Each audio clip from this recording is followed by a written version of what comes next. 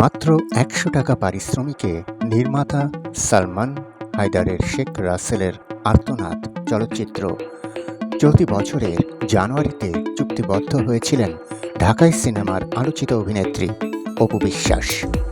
এই সিনেমায় শেখ হাসিনার চরিত্রে অভিনয় করার কথা ছিল তার, যে কারণে মাত্র ১০০ টাকা পারিশ্রমিকেই কাজটি করতে রাজি হন তিনি।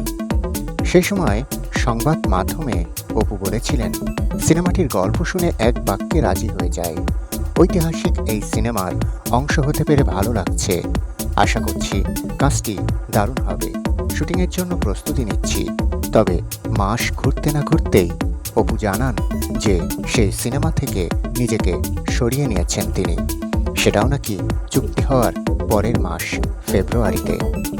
সম্প্রতি সংবাদ মাধ্যমকে অপু জানিয়েছেন, অনেক আগেই পরিচালক ও প্রযোজককে জানিয়ে দেন সিনেমাটি করছেন না তিনি, তবে বিষয়টি তখন গণমাধ্যমে প্রকাশ হয়নি। এ বিষয়ে এই নায়িকা বলেন, চুক্তির পর কিছুদিনের মাথায় দেখলাম ছবির প্রযোজক পরিচালকের কথা ও কাজের মিল নেই। তখনই ছবিটি থেকে সরে আসার সিদ্ধান্ত নেই, যদিও বিষয়টি গণমাধ্যমে আসেনি।